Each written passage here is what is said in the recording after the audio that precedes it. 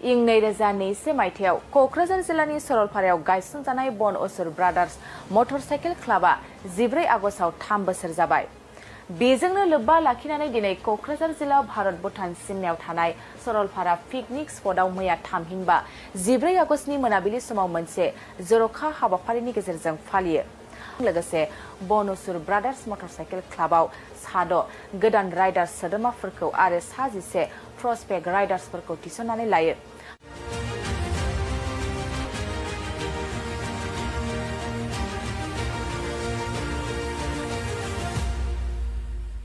हाबाफारिनि गेजेरजों 2025 मायथाइनि मार्च दाननि 8, 9 आरो 10 खालार खालि सानथामनि हाबाफारिजों क'क्राझारनि बावखुंग्रि हाजो गुदियाव आसाम राइडार्स मीट खुंफुंगोनखौ मिथिहोयो आरो मटरसाइकेल क्लाबाव बाहागो लायोब्ला मा नेमखान्थिफोरखौ फालिनांगौ बेनि बारै बन असुर ब्रादार्स मटरसाइकेल क्लाबनि चिफ लुइस बसुमतारिया खौरांनि गेजेरजों फोरमायथियो। 2025 आव मार्चआव 8, 9, 10 सानथामनि हाबाफारि हरनैनि हाबाफारि आरो बावखुंग्रियाव जोङो आसाम राइडार्स मीट भलिउम 4 खौ खुंनाय जागोन। बन असुर ब्रादार्स मटरसाइकेल क्लाबा थारमाने बेखौ बिबान मोनदों एबार आसाम राइडार्स मीटखौ खुंनो थाखाय। नोंथांमोना जुदि बेखौ नायदोंबा अननानै फै, रयेल एनफिल्डफोर दङबा फै, जों रेजिस्ट्रेशन फिस सामान्य फिसा रेजिस्ट्रेशन फिस लानानै नोंसोर हाबनो हागोन। ओमफ्राय बाहाय खालि रयेल एनफिल्डल' एलाउ मोनगोन आरो ओमफ्राय सुपार बाइक्सफोरबा दंबा सुपार बाइक्सखौ जों एलाउ होगोन, खिन्थु गेटआव दोननांगोन आरो ओमफ्राय दस्रा बाइकफोरबा जों एलाउ होआ। ओमफ्राय खालि रयेल एनफिल्डनिल' बियो। ओमफ्राय बाहाय अननानै नोंसोरो जोंनि बड'लेण्डनि कालचार बा बड'लेण्ड एरियानि कालचार जाखिनि जोंनि बड'लेण्डआव थागिबिफोर दङ, गुबुन ट्राइब्सफोर दङ, बिसिनि मोसानाय ओमफ्राय बिसिनि दामनाय देनायखौबो जों बाहाय दिन्थिफुंगोन आरो बाहाय जोंना बहुतटा एन्टायर नर्थ इस्टनि 8 स्टेट्सनिफ्राय फैजोबगोन आरो दिल्लीनिफ्राय फैगोन, खोथा होखानाय दङ, आरो जोंना वेस्ट बेंगलनिफ्राय फैगोन, खोथा होखानाय दङ, आरो खाथि हादोरनिफ्राय भुटान आरो नेपालनिफ्रायबो फैगोन, बाहाय नुजाफैगोन, बाहाय पार्टिसिपेट खालामफैगोन। दा नोंथांमोना नंखायनो गोसो गुदुंबा आसाम राइडार्स मीट भलिउम 4 आव 2025 आव मार्च 8, 9, 10 बाहाय अननानै सापर्ट होफै। जों गोजोननाय मोनगोन आरो जों बड'लेण्डखौ एसे मोजाङै दिन्थिफुंनो हायोबा जोंबो मोजां मोनगोन, नोंथांमोनाबो मोजां मोनगोन। We were in such a hurry in preparing this foundation day. Discussion regarding ARM, and then we were having a discussion that we will be celebrating our foundation day in my tree house. Over the microphone to the Motorhead brothers. Motorhead felicitation. So I invite our chief.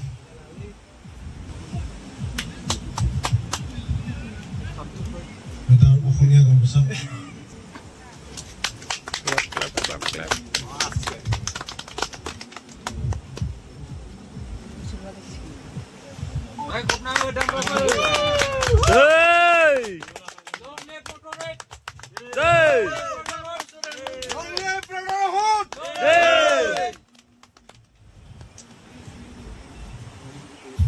I couldn't give you anything to have a discussion about ARM, and then we just like we just share some food. Your hospital is more than enough. I mean, just ekeloge aru jodi kiba komi thake kindly forgive koribe. ARM er kino fulfill hore. Aru support ase yato frog meat khami. Frog meat mandatory day. Sobaga ne bina na jeng bitamko MVP to jaha thana mojai deng ARM mo ne foundation ke bisoko promise kamna na jaha ne bijuna thumai dini montu alaba gai bini ne galti montu yare galti Kokrajhar aji nai mane market hot thanks bonus brothers. So Motorhead chief kintu ARM sure okay Motorhead chief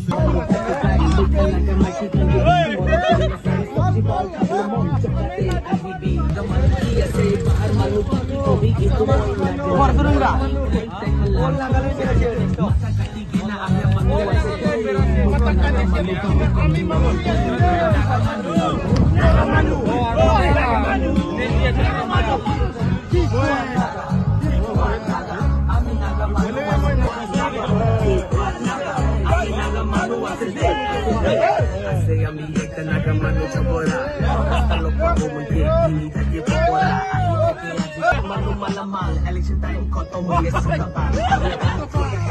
Now, if you feel me right, mudu kali to, pati every night. Hindi ito mudu to, tinapa ate ho.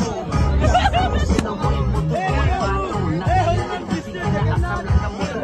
Palarang ekonomi ke, bye-bye. Kasang kalagor kita.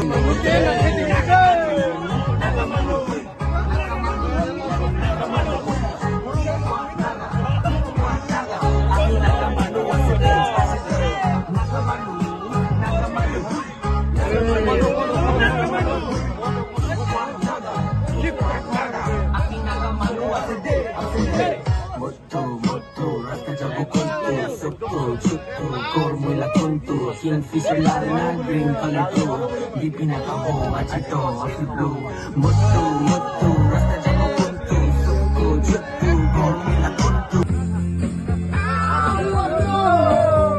Have you ever seen the rain coming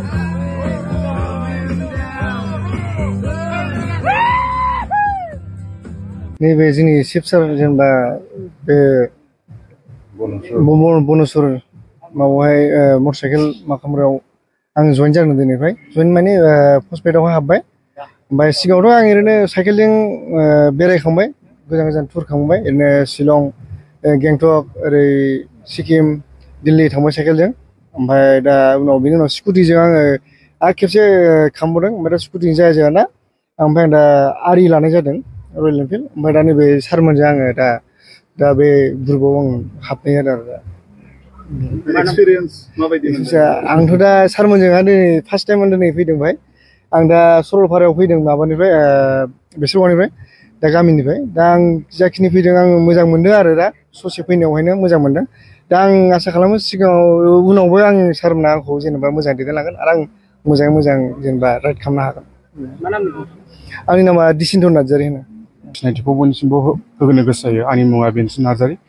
आं चिरां डिस्ट्रिक्टनि आरो खैलामैला होननाय गामिनि आरो ओमफ्राय जोंनि बेयाव फैनायनि जाहोनानो मेन जाहोनानो जादों दि जों आदामोननि ग्रुपखौ सिगांनिफ्रायनो नुबोबाय थायो राइड खालामनाय आरो मोजां मोनो आरो आदामोननि राइड खालामनायखौ ओमफ्राय दा जोंबो ओरैनो एसे गाइडेन्स नांगौ नालाय ओंखायनो आदामोनखौ रिकुवेस्ट खालामनानै माने बिसिनि आदामोननि ग्रुपआव हाबनो होननानै फैनाय आरो माने जइन जानो गोदान मेम्बार्सफोर ओमफ्राय आदामोना जोंखौ एक्सेप्ट खालामबाय ओमफ्राय दा जों दिनैनि दिनाव जों जइन जादों आरो गोदान इभेन्ट जायो इभेन्टफ्राव थाङोबा नांलाय खमलायनो मोना बयजोंबो लोगो जानानै ब्रादारहुड नालाय बे बुस्थुखौ जोङो फालिलायनांगौ मिलिलायनानै थानांगौ माने बाहाय खुनु जाथि धर्म माने देरसिन दुइसिन बा फुराना राइडार गोदान राइडार बिदि गैया गासिबो समानजोब गासिबो ब्रादार्सजोब ओमफ्राय बाहाय जेनेबा चिफ थायो चिफनि खोथाखौ मानिलायनांगौ ओमफ्राय बयबो जयैनो आसे ब्रादार आरो माने मोनसे न'खरनि बायदि जायो जों राइडिं माने मटरसाइकेल क्लाबफ्रा आरो बेनोसै राइडार क्लाबाव हाबनोबा माबायदि गाइडखौ मानिनांगौ जायो? औ बेनो सेथियाव जाहैबाय जोंना रिसोर्सेस नांगौ मानो होनबा नों खामायनाय जानांगोन खुदनो माने खामायनायबाबो नोंना मोनसे इनकाम थानांगोन आरो राइडार जानोबा ओमफ्राय नैथियाव जाहैबाय जोंना नोङो टाइम होनो हानांगोन माने नोङो सोरबा सोरबाथ' जेनेबा ओरैबायदि थायोना जेनेबा ग्रेजुवेट जाबाय ओरैनो थाबाय खिन्थु बिसोर रिसोर्सेस दं बिसोर माने एसेबाबो थाखा खामायो आउट इनकाम खामायो बिसोरबो हाबनो हागोन दा बे नैथि ओमफ्राय थामथियाव जाहैबाय जोंना खिन्थु स्ट्रिक्ट रुल्स एन्ड रेगुलेसन्सआ जाहैबाय मा न'निफ्राय ओंखारनानै जुदि बाइकआव गाखोबानो जोंना हेलमेटआ एकदम गोनांथि नङाबा जोङो 500 फाइन लायो ओमफ्राय जोंना बेनो आरो जोंनि मानसिफोरखौ आं नुयो मानसिफ्रा स्निकार्स गाननानै जानला मोनला जुथा गाननानै राइड खालामो बिदि नङा जोंना खिन्थु मटरसाइकेल क्लाबाव बनसुराव कम्पालसारि जोंना लेदारनि नङाबा स्टिल ट'नि आरो नङाबा बे मिलिटारि बुट्स बेफोरखौ गाननानैसो जों सालायनांगौ आरो बे बिराद गोनांथि जेब्ला इभेन्ट जायो इभेन्टफ्राव थाङोबा नांलाय खमलायनो मोना बयजोंबो लोगो जानानै ब्रादारहुड नालाय बे बुस्थुखौ जोङो फालिलायनांगौ मिलिलायनानै थानांगौ माने बाहाय खुनु जाथि धर्म माने देरसिन दुइसिन बा फुराना